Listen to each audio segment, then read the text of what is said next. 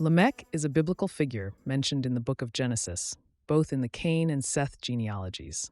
The existence of two characters with the same name, yet being part of two different genealogical lines, has led some scholars to propose they originally referred to the same figure.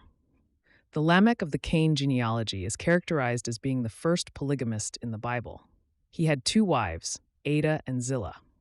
The Bible does not record him having any concubines. The practice of polygamy in biblical times was not unusual and was often culturally and societally justified in a number of ways, particularly in societies where male mortality rates were high due to warfare or where the survival of clans depended on robust birth rates.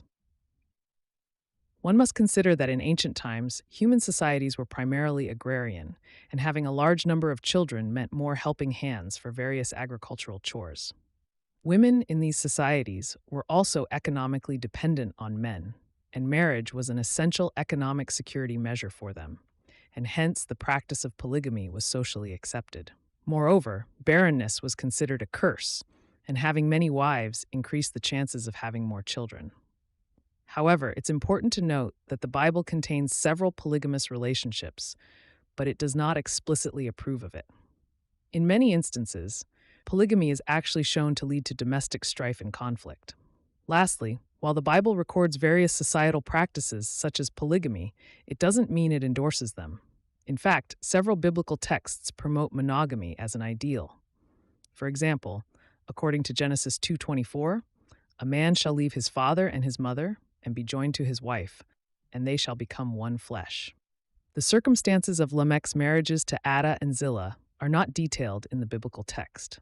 Lamech is the first individual noted in the Bible to have taken more than one wife, Genesis 4:19, but the reasons for his polygamy are not mentioned in the text.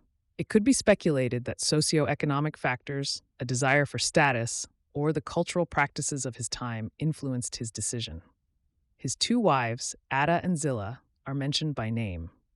But the process of how these marriages came to be is left unelaborated upon in the Genesis narrative. Lamech's polygamy deviated from the monogamy established in Eden, hinting at mankind's increasing moral degradation before the flood. The direct consequences of Lamech's polygamy are not fully detailed in the Bible. However, Lamech's family is known for two sons who made significant contributions to society. Jabal, considered the father of those who live in tents and raise livestock, and Jubal, the father of all who play the lyre and pipe. Tubal-Cain, another of Lamech's sons, became an instructor of every craftsman in bronze and iron. The polygamy of Lamech reflects a broader departure from God's original design for marriage between one man and one woman, contributing to a society that God saw as corrupt and violent, which ultimately led to the judgment of the Great Flood. Lamech's actions may have influenced his descendants, contributing to a collective moral decline that was incongruent with God's divine will and plan for humanity. The biblical account of Lamech taking multiple wives highlights a departure from the monogamous relationship initially intended by God in the creation narrative. The Bible does not explicitly condone Lamech's polygamy, and this practice later contrasts with the teachings of monogamy and fidelity emphasized in the New Testament.